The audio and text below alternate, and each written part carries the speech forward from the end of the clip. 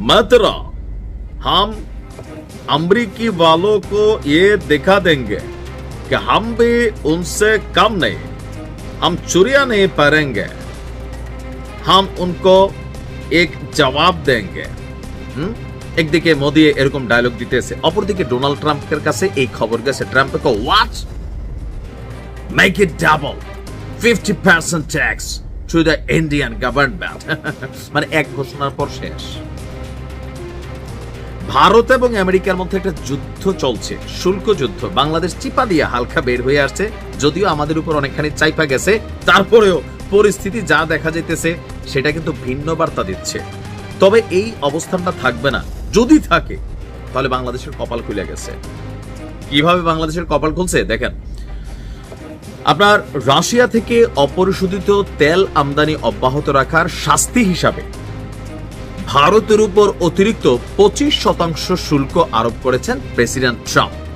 আর এই ঘোষণার ফলে আগের 25 নতুন 25 ইকুয়াল টু কত হয়ে গেল 50%, যা বাংলাদেশের তুলনায় 30% বেশি, চীনের তুলনায় 20% এবং পাকিস্তানের তুলনায় 21% বেশি। প্রথমে চীনের উপর কিন্তু একটা পাল্টাপাল্টি খেলা চলতেছিল, পরে কিন্তু চীনেরটাও তারা প্রত্যাহার করে নিছে। বাংলাদেশ সহ কমপক্ষে 90টি দেশের জন্য যে নতুন শুল্ক ঘোষণা, সেখানে এই মুহূর্তে প্রতিযোগী দেশগুলোর মধ্যে সর্বোচ্চ শুল্কের মুখে পড়েছে ভারত। বিশেষ করে বাংলাদেশ গার্মেন্টস শিল্পে অনেক দূর আগানো, এমনকি বিভিন্ন জিনিস যেগুলো আমরা এক্সপোর্ট করি ভারতও এক্সপোর্ট করে।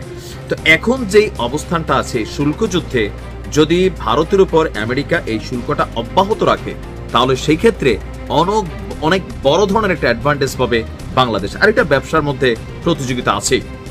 যুক্তরাষ্ট্রের সর্বশেষ রিসিপ্রোকাল ট্যারিফ তালিকা অনুযায়ী বাংলাদেশ পাকিস্তান সহ 50টি দেশের মধ্যে 50টি দেশের পণ্যে ভারতের তুলনায় কম শুল্ক আরোপ করা হয়েছে বাংলাদেশে।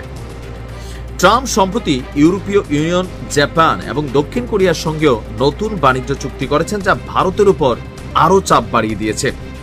আর এই পরিস্থিতিতে ঢাকা এবং ওয়াশিংটনের মধ্যে যেহেতু কোনো মুক্ত বাণিজ্য নেই, তবুও 20% শুল্ক হার ভারতের 50%-এর তুলনায় উল্লেখযোগ্যভাবে কম, যার প্রভাব পড়বে তৈরি পোশাক খাতে। এই খাতে শুল্ক সুবিধা বাংলাদেশের প্রতিযোগিতার সক্ষমতা বাড়িয়ে দিবে। আপনার যুক্তরাষ্ট্র বিশ্বের সবচেয়ে বড় পোশাক আমদানিকারীর বাজার, যেখানে বাংলাদেশ এবং ভারত দীর্ঘদিন ধরেই শীর্ষ প্রতিযোগী। এখন শুল্ক ব্যবধানের কারণে ভারতীয় পণ্য রপ্তানিতে বাধাগ্রস্ত হলে বা ক্ষতিগ্রস্ত হলে এই বাজার বাংলাদেশের হাতে চলে আসতে পারে।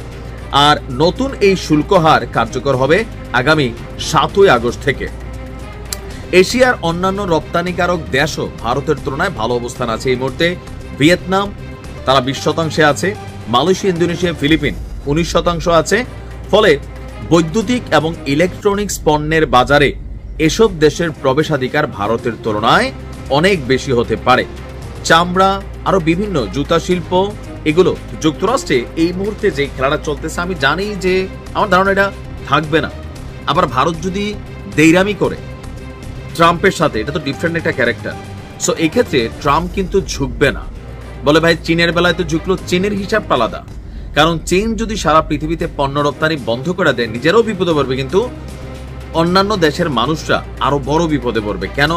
আমরা যে সকল দেশগুলোতে থাকি উন্নত বিশ্বে, সেখানে ওই দেশের পণ্যের তুলনায় বেশিরভাগ জায়গায় চীনা প্রোডাক্টের আধিপত্য। জিনিস ভালো, দামে কম। আর এসব দেশ আমাদের মতন না যে এক জিনিস কিনা সারা বছর ব্যবহার করে বা সারা জীবন ব্যবহার করে। তো সবকিছু মিলিয়ে এই মুহূর্তে বাংলাদেশের উচিত যে এই শুল্ক যুদ্ধটা চলার ফাঁকে আপনার পোশাক শিল্প খাতে নিজেদের অবস্থানটাকে আরেকটু শক্তিশালী করা। আমাদের যিনি বাণিজ্য মন্ত্রী আছেন, মন্ত্রণালয় আছেন, পররাষ্ট্রমন্ত্রী আছেন, যুক্তরাষ্ট্র থেকে রাষ্ট্রদূত আছেন, এই সুযোগটাকে আসলে কাজে লাগিয়ে নিজেদের পোশাক খাতের যে বাজারটা সেটাকে বড় করতে হবে। আশা করি কার্যকর ভূমিকা রাখবে। তবে ভারতের উপরে এই শুল্ক এত বড় অঙ্কে থাকবে না, এটা টুডে টুমরো। ভালো থাকুন।